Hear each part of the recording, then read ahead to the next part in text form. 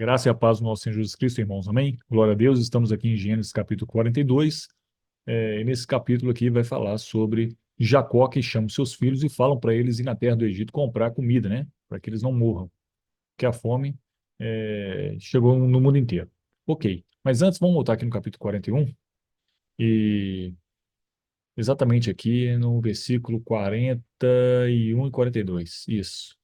Quero falar algo sobre isso aqui. O que acontece? A gente vê a questão da progressão ali das mudanças, né, de vestes de José. Primeiro, José recebe uma veste toda colorida do seu pai. Essa veste demonstrava que José ele era o filho preferido, né? Então José se orgulhava daquela situação, se orgulhava daquelas vestes. Foi quando essas vestes elas passam a ser manchadas de sangue. E José agora não tem mais essa veste, o orgulho dele foi ferido e ele passa a ter agora uma veste de escravo, ok? E a gente sabe que José soube lidar com tudo aquilo ali, porque nós vimos quando ele chega na casa de Potifar, Deus era com ele, foi achado graça, né, na vida de José. Então, certamente José teve um coração perdoador durante essa trajetória toda e ele perdoou os seus irmãos, né? Porque senão ele teria um coração, os céus fechados contra ele. Aí nós vimos ali Mateus, né, a oração do Pai Nosso, os princípios de Deus, como que Deus pensa a respeito da questão do perdão, ok? Então, ele passa a ter uma veste de escravo, né? De escravo, ele passa a ter uma veste pior ainda, que agora é prisioneiro, e prisioneiro, né? Como ele tem uma veste de prisioneiro, conta que ele tinha algum crime ali em cima dele, né? Então, um prisioneiro é mais mal visto do que alguém que é escravo, ok? Então, mas como o Senhor estava com ele o tempo todo, né? O que nos interessa de fato é como o Senhor nos vê. Na verdade, ele não cometeu crime nenhum. E aí, de uma hora para outra, assim, houve vários anos ali que se passaram, né? Mas eu digo assim, no desenrolar da história, ele foi transferido para o reino, né, de Faraó, para ele se governar sobre tudo. Então nós chegamos aqui, ó. E o Faraó prosseguiu dizendo, né? Entrego a você agora o comando de toda a terra do Egito. Em seguida, o faraó tirou do dedo seu anel de selar e o colocou no dedo de José.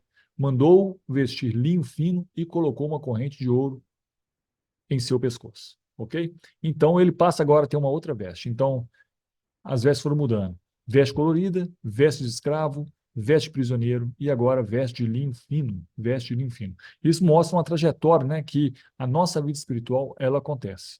Nós podemos vestir do jeito que nós quisermos, né? Estamos revestidos de nós mesmos, isso digo no começo da nossa vida espiritual, e nos orgulhamos das nossas vestes. E aí, na verdade, nós estamos nu, né? Para o Senhor nós estamos nu, porque o Senhor quer nos vestir com as vestes dele, revestidos de Cristo, né? E assim que acontecia lá no Jardim do Éden, lembra? Estava Adão e Eva tranquilo e, de repente, quando o pecado entrou e eles tiveram ciência, né, do pecado, eles olharam um para o outro e viram que eles estavam nus e se envergonharam, né? Porque estavam nus. E o que acontece? Eles foram vestidos de quê? Profeticamente, eles foram revestidos de Cristo, porque ali se matou-se um animal, né, um cordeiro, e vestiu-se a ambos. Então eles passaram a estar vestidos e cobriu a sua vergonha, né? Então o que acontece é isso. Nós estamos envergonhados no mundo espiritual por causa do nosso pecado. Nós não temos autoridade nenhuma e nós estamos nus. Então quando nós passamos pelo sangue do Cordeiro, nós passamos a ter um, uma outra veste, ok? Então a veste que nós nos orgulhamos não é a veste que o Senhor quer nos dar. Essas vestes passam a ser manchadas de sangue, porque o Cordeiro é morto no nosso lugar, para que nós não venhamos a estar envergonhados, ok? Só que aí nós nos tornamos o quê? Prisioneiros de Cristo, nós precisamos estar presos ao Senhor. E porque nós precisamos agora aprender um caminho, certo? Por isso que Jesus fala, o Senhor Jesus Cristo ele fala, é, tomai sobre vós o meu jugo, que é, que é leve, né? Que não é pesado, e aprendei de mim, que sou manso e humilde, e encontrareis descanso para a vossa alma. Então, nós fizemos aquela analogia falando do boi, o jugo é uma canga, né? em que se prende dois bois ali, em que um aprende com o outro. Então, o boi mais velho é o Senhor Jesus, e o boi novo somos nós. E aí nós passamos a aprender com o Senhor. Por isso nós estamos com essa veste de escravo.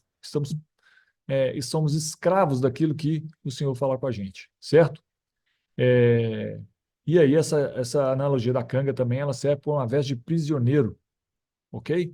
Nós podemos nos prender, é uma progressão aí, né, de escravo para prisioneiro, porque nós podemos, se José não quisesse se prender mais ao Senhor, ele poderia ter cometido aquele pecado ali, ele poderia ter feito o que a mulher de Potifar desejava. Ele poderia ter fornicado com ela ali, adulterado, poderia ter ficado tranquilo ali, escondido, né? Até um certo tempo, né? Até um certo momento, não sabe quanto tempo ele poderia ficar ali enganando, né? Mas ele não. Ele preferiu ser prisioneiro do Senhor Jesus, né?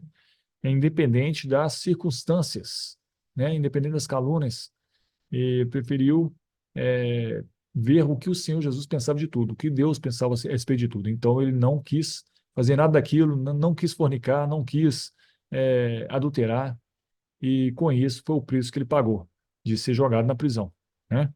Então, nós passamos por tudo isso, né, irmãos? Nós podemos, se nós quisermos, nos vendermos a esse mundo, né? É, ou nós podemos nos prender ao preço que Jesus nos pagou, que pagou por nós, né? Morreu na cruz por nós e nós aceitamos o caminho dele, a vida dele, os ensinamentos dele, nos prendemos a ele, independente daquilo, da retaliação que o mundo vem contra nós, né? Mas certamente, se nós formos convictos e olharmos diretamente para o Senhor, não nos deixarmos de tubiar nem para a direita nem para a esquerda e formos focados, né, em direção ao Senhor, vigiando, certamente o Senhor vai nos aprovar e vai nos colocar numa posição de governo, né? Então, e vai nos dar vestes de linho fino, ok? É o que acontece aqui em Apocalipse 19. Vamos ler alguns textos aqui de Apocalipse. Creio que nós não vamos falar hoje aqui de Gênesis 42, ia começar a falar, mas o Senhor foi dando palavra aqui para nós, né? O Espírito Santo foi nos usando, então vamos deixar para depois para o áudio não ficar grande. Certo? Então, quando a gente vem em Apocalipse 19 aqui, a gente vê o seguinte, ó. Linho, linho. Regozijemo-nos, vamos nos alegrar e dar a ele a glória, pois chegou a hora do casamento do Cordeiro e a sua noiva já se aprontou. Aprontou como? Ah, foi-lhe dado para vestir de linho fino e brilhante e puro. O linho fino são os atos de justiça dos santos. Então, certamente, falando de José aí, né? é, aquela toda aquela vigilância dele, toda aquela fidelidade ao Senhor gerou atos justos, né? De justiças, dessa santificação da vida dele para com o Senhor. E o colocou em uma posição elevada, né? Então, o prêmio ele vem depois, né, irmãos? O galardão ele vem depois. Então, com isso ele está governando. Então, justamente a igreja também, a noiva que se aprontou, né? É uma analogia aí, a noiva, os atos de justiça dela, né? Porque a vida do Senhor Jesus, o Espírito Santo na igreja, trabalhou de tal forma que usou cada pessoa, né, do corpo de Cristo. E ali foram gerados vários atos e que é o linho fino, né? Então, ela nada mais está recebendo ali uma veste para poder governar com o Senhor. E aí fica o apelo do Senhor aqui em Apocalipse 3, né? Vamos ler Apocalipse 3 aqui. E fala no